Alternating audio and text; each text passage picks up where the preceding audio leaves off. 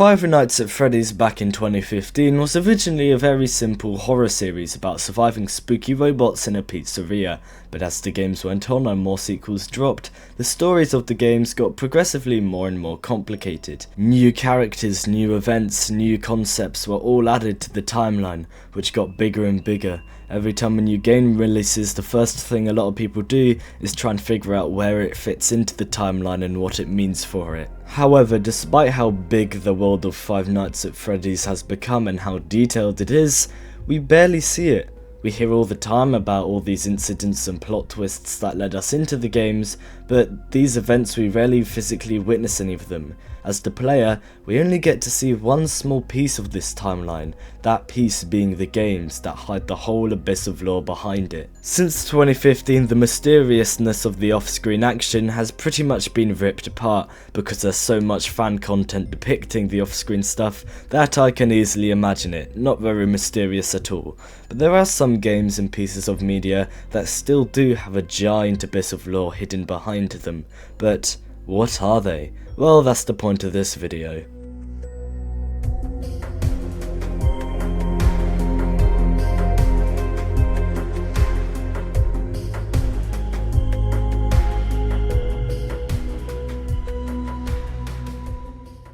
Another way to describe this style of storytelling with this abyss of lore and all that is these are games where we're not the main character, we're just a side piece to the bigger timeline and picture which we only get a glimpse of. Take for example the game Iron Lung. Now the lore of Iron Lung is that every planet and the people on them have disappeared, leaving only the people on space stations to adjust to the new world and vie for the remaining resources as they start beginning wars and building a history between each other. But we don't see any of that. Instead we play as a death row inmate who's been sent to explore a moon drenched in blood with a crusty submarine, only to get killed by some creature that lives within it. Our main character dies a death to never be remembered, completely irrelevant to the overall timeline and everyone in it. We are not the main character. Unlike Five Nights at Freddy's, where the developer at least encourages us to discover the lore, here we don't even get much of a glimpse of that abyss of lore. We just live and die in our own piece of the world in the timeline. There isn't much to analyse here. All the mysteries of the game, like what even killed us or where all the planets went, will never be answered,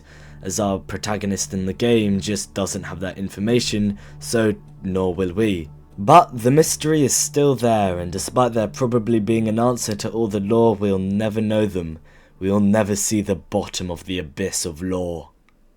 A more literal example of the abyss of lore is the Stanley Parable. Now the Stanley Parable is a very simple game. It's a walking simulator where you play as Stanley, who discovers the dark secret about his office job, that it's actually a mind control facility, as he takes it down and then eventually finds freedom in the ending, as a narrator narrates you the entire time. When Stanley came to a set of two open doors, he entered the door on his left. But the twist of the game is when you disobey the narrator, go off the beaten path and disobey the script and the story that's being told, which is when you discover there's actually multiple endings and paths you can take. Each of these endings and paths you can get all feel like their own game due to the very different stories they tell and the very different environments you visit within them, to the point where some of the endings look completely unrecognisable from what it was before. And the cherry on top of all of this is the narrator, who has to try and figure out what he's supposed to do without the script as we go off the beaten path and do all of these different endings, and some endings he even goes insane from our disobedience to him. And this is when some people ask themselves, what is the point of this game? Every ending seems to be trying to make its own point.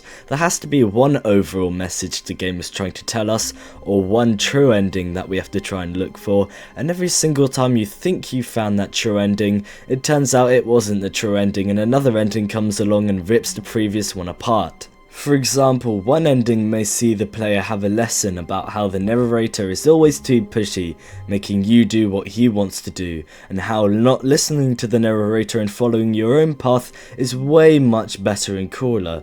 But then another ending sees a version of the game where the narrator doesn't exist, which is a lot worse, which contradicts the previous ending's message. But then another ending comes along which rips apart both of the previous endings, and this just goes on forever. The best way to explain it is each of these endings, each of these journeys, no matter how long or short, feel like they're giving their own perspective of what the game of the Stanley Parable really means. And applying this back to the Abyss of Lore, each of these endings on their own feel like that one small piece of that Abyss of Lore, or that one small perspective that's minuscule compared to the bigger picture. And that's why I like the Stanley Parable so much. It allows us to freely explore its Abyss of Lore, as we can go through all the different endings and all the different perspectives, unlike something like Iron Lung, which only traps us into one small perspective of a coffin.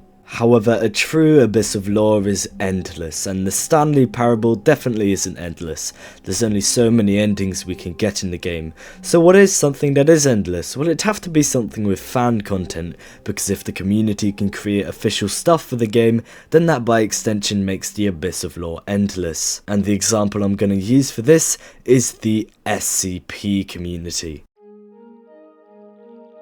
It all started when some guy posted a short horror story about a statue called SCP-173 that kills you when you're not looking at it, but what made this horror story unique and interesting is that it was told from the perspective of some kind of government organisation, which was documenting how to keep the statue contained and secure away from the public. The implication that there's this entire government organisation underneath society keeping things like the statue a secret is really interesting and kind of scary in itself and could be its own story, yet we only see the document of SCP-173, yet again doing the whole Abyss of Lore bit. An implication of the implication is that this government organisation, which is called the SCP Foundation by the way, could be keeping even worse monsters and mysterious things down in its facilities, which all just created a giant Abyss of Lore. However, this Abyss of Lore wouldn't be mysterious for very long, as soon people started creating their own SCPs of their ideas of what else this foundation could be hiding, and before long a site was created to document all these different SCPs. And this worked pretty well, as writers were able to express their ideas for horror monsters or paranormal stuff through SCP without having to make an entire story about it. These include SCP-96, a slender figure who's the complete opposite of 173 and will kill you if you look at it, or SCP-106, an old man who when he touches you brings you to an alternate dimension where you'll slowly rot away. Just all good stuff for writers to showcase their ideas. But at the end of the day, it's all just writing. Sometimes there's an image attached to these posts, but we never really get to see these ideas of the SCP in action. We only get to envision them in our head as we read the post, which sometimes is often scarier.